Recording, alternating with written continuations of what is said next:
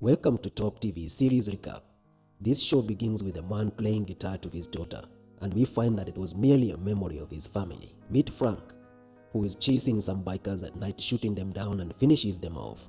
This happened in Mexico. In El Paso, Frank has a sniper aimed at a certain fellow in a club from merely a mile away.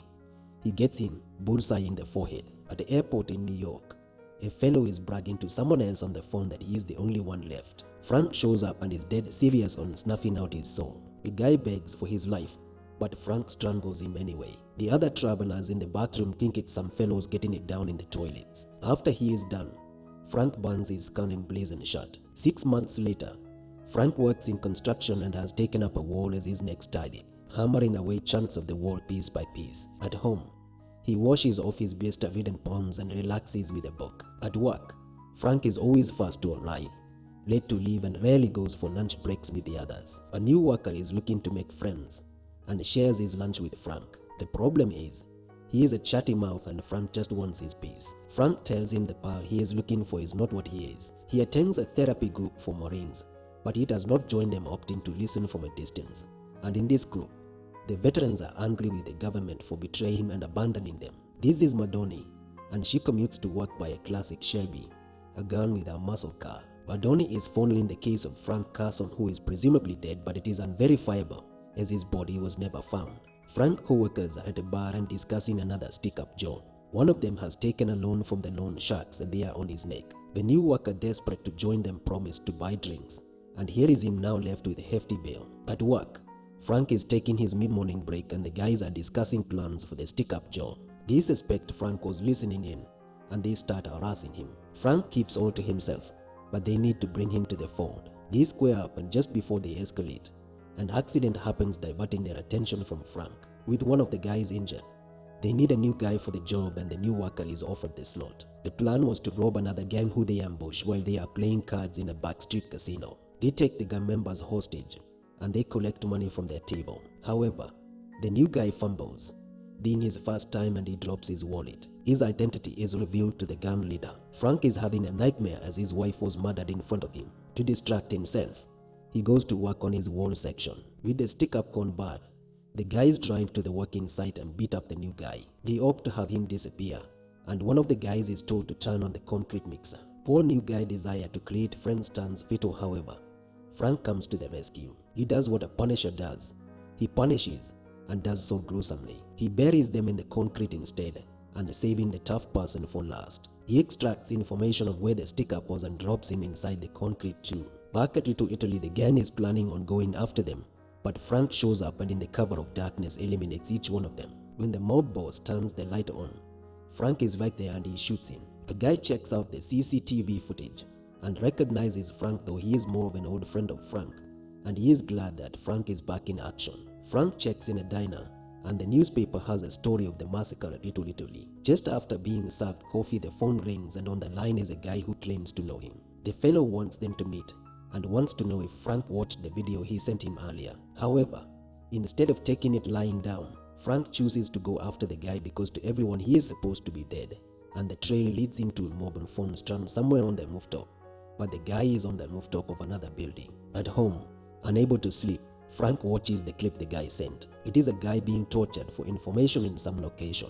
When the interrogation failed to yield anything, he is shot in the head and Frank is clearly frustrated by the video. He goes to his friend Kurt, the only one who knows he is alive and who he is. Kurt tells him to move on as he has avenged all those who killed his family. Madoni and her companion Sam are discussing the same video Frank watched. The man in the video was Madoni's police partner in Afghanistan, and she vows to dig up everything about the case. She goes to her boss Wolf and she wants to have an external contractor train the team. The man she wants to talk with is the contractor, and hiring him would put them close. Frank pretends to be a beggar in the streets and wishes to talk to Karen. Karen is a reporter and they have been friends for a long time. She thought Frank was dead too. At her place, Frank wants her to dig information about a person known as Micro. At her office, she arm twists her boss into obtaining more information from him about Micro. His boss had the story.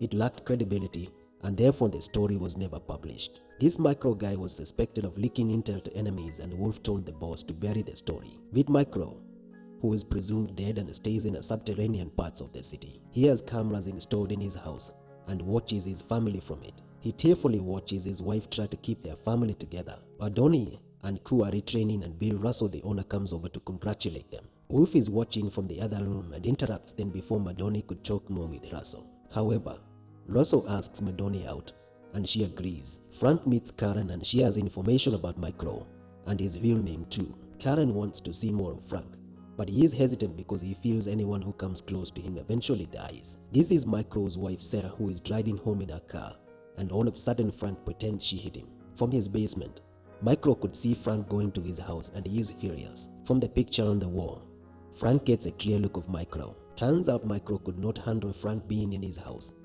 and almost blew up his cover just to get him out of his house. To build a friendship with Sarah, Frank offers to fix a broken garage door. At his place, Frank shaves his beard, meaning he might be taking a new route. Wolf comes home, pours himself some whiskey, then goes for some ice cubes. Yes, whiskey on rocks to wind down a long day. As he closes his fridge door, a punch greets him. He fights off the intruder. It looks like Wolf got some fight left in him despite his age. The intruder ties him up and sets him up for interrogation.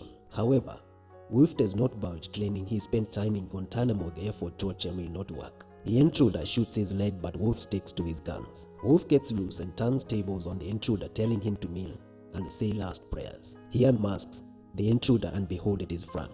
At this moment, he tells Frank what he needs to know. Wolf was the mastermind to the plot that killed Frank's family, where he targeted everyone in the house to mask the real intention of the hit. Wolf, thinking he will finish the job, finds that the gun is empty. Frank played him to let him think he had the upper hand, and filled with rage, Frank snaps his head. Russell and Madoni are out in a bar sharing beer and downing shots. When Madoni asks about Frank Castle, Russell says he was his best friend, saying only good things about his presumably dead friend.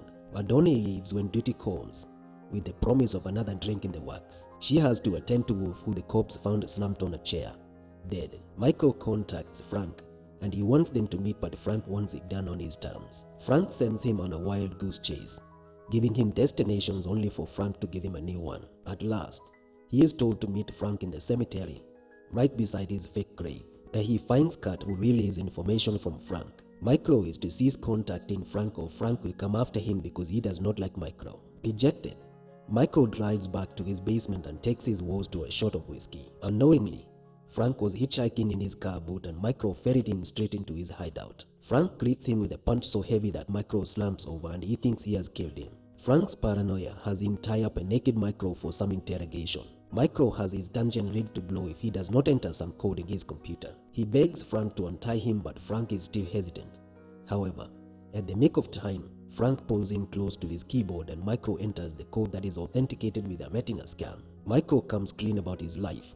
He was an NSA data analyst for Intel in Afghanistan. He came across a guy who gave him actionable intelligence about some shady activities happening in Afghanistan. At home, Micro's wife persuaded him to pass the intel up the chain of command and leave it to the bosses. However, instead of giving the files to his bosses, Micro sent the video to one of special agents, and that agent was Madoni. The following day, while going to work and drop his kids in school, he notices that he was being followed. He ran off, but he was cornered. Just as he was negotiating his peace, Sarah showed up, complicating the mess. Chaos ensued and he was shot and fell over into the ocean. However, the bullet was stopped by his cell phone that was on his breast pocket. They say an iPhone can stop a bullet.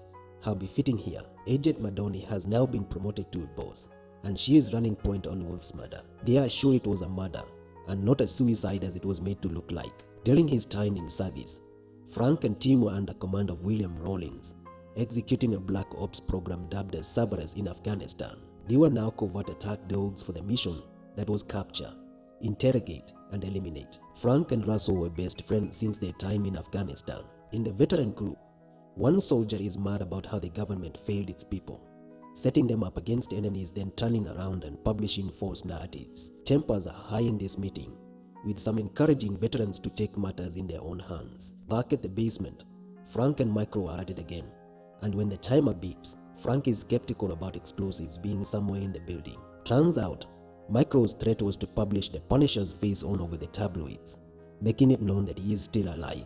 The video that Micro sent was that of a man being interrogated for intel. On this case, this fellow knew nothing, had no information. He was a clean man. Frank was in the interrogation room too, and was given the kill order because anyway, The man knew nothing. Letting him go would jeopardize the clandestine activities of Operation Cerberus in Afghanistan. It is Frank's birthday. Kurt and Russell are toasting at his gravesite. As they drink and talk, Kurt lets it slip as if Frank is alive, and Russell latches on. Though he is very hurt that Frank would not come to him but went to others. Micro has to input the code again, and Frank has to pull him close to his desk. After he keys in the code, Frank ties him up once more. However, Micro has a plan B where he injects Frank with a sleeping dose, and he loses his consciousness. One veteran is having nightmares and trouble sleeping. When his father comes to check up on him, he almost shoots him dead, an indicator that he is slowly losing himself. Sam comes to Madoni with information that Wolf was dirty, had 30 million stashed in offshore accounts. However, Sam is mad with Madoni due to the secrecy of the case she is working on. Back at the basement, Franks wakes up and Micro talks into them being partners in taking down the people who ruined their lives. In Afghanistan, Frank and Russell are at a briefing and a long-term target has just showed up. They are wary of the plan because the target just does not show up and wait for Marines to come and pick him. They think it is an ambush, and an ambush it was. Frank and team took hit, suffering many casualties in the compound, with many of the soldiers wounded. Frank assumed beast mode on the terrorists, killing many of them, but they never made it to the intended target, or maybe he was just not there. Back at their base camp, there are many casualties and Rawlings is right there asking if the team found and eliminated the target. Frank is mad at him that his only concern is the target and not the wounded needing aid on the floor. Frank squares a punch on Rawlings that leaves his left eye gushing with blood. Russell had requested permission back into the force from the clandestine task force. However, it was his exit and the things Frank knew about Operation Cerberus that had his family targeted. Back at their dungeon, Micro convinces Frank to be his missile and in his guiding system. He shows Frank that Operation Cerberus was never sanctioned by the Congress, and they were just mere mercenaries in Afghanistan. Frank agrees on condition that all those involved have to die. A pact is made. Being in the battlefield has had a mental toll on this veteran, and he digs a trench in his father's backyard and sleeps there. Frank is out of bed jumping on local gun dealers where he gets wind of a huge gun consignment being trafficked within the black market. The intent they had intersected from the NYPD was long, and Frank is furious he only got a pink rifle to go against the targets. Frank has Sarah's number, and when she calls him, Micro is not happy. He has been away from his family for a year, and his wife needs assistance on his car. Micro, after a deep thought, tells Frank to help his family whenever he can, and he will get him his guns. Russell is out here recruiting retired veterans in his private security firm Anvil. He is using the carrot and stick method, handling cash in front of these troubled veterans. He also reminds them that the government failed them, and therefore Anvil is right there to salvage their lives. Here he is exploiting the plight of these emotionally and mentally vulnerable people. Micro hacks into DHS and gets wind of a gun burst in the pipeline. On the other end, Sam is running point on the burst, briefing on what they should do to intercept them. Micro gets the plan from Homeland Security and shows it to Frank, who is happy about all of it. They plan to intercept the guns before cops get there. First, they need a ride, and Frank infiltrates a gang that has several muscle cars in their possession. It is not easy robbing a gang, and Frank has to break some bones, fire a few shots, and snap someone's neck. Micro is there too, and he is nauseated by the carnage Frank left. Frank warns him that he better swallow back his puke because they are not leaving the NYPD a bucket full of incriminating DNA. Frank takes off with a Mustang. A veteran who by name is Wilson has been recruited by Anvil and is taking training seriously. However, Russell gets wind of the foxhole he has on his backyard and fires him. Russell thinks Wilson is a liability to the team and can put an operation in jeopardy if he snaps while on mission. Badoni and Sam have their team in place to intercept the illegal guns, positioning ambush teams in strategic points around where the exchange will happen. Unbeknown to them, Micro and Frank are listening in, and they play a random song in their communication channels, and Micro has their camera feeds on the loop.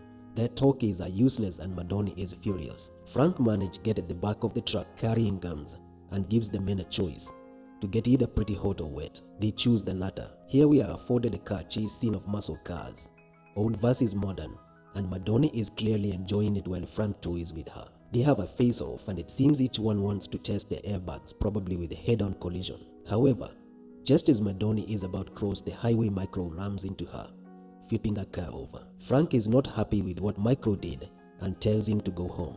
Frank goes to check on Madoni, where she recognizes him as Frank Carson, and she asks if he killed Wolf. Frank admits he did because Wolf was dirty as he pulls her out of the car, and her car explodes into flames. Frank saves Madoni from imminent death and he tells her to stay away from this business. Then Frank disappears into the night fog, and Madoni left there lying injured and helpless on the road. Hey guys, that was part 1 of the show. I hope you enjoyed it. Watch out for part 2 as there is a lot going on. Frank has a cache of guns and he intends to go on a revenge mission. Madoni now knows Frank is very much alive, and Russell has recruited vulnerable veterans in his security firm. How will all this pan out? Subscribe and like. Thank you.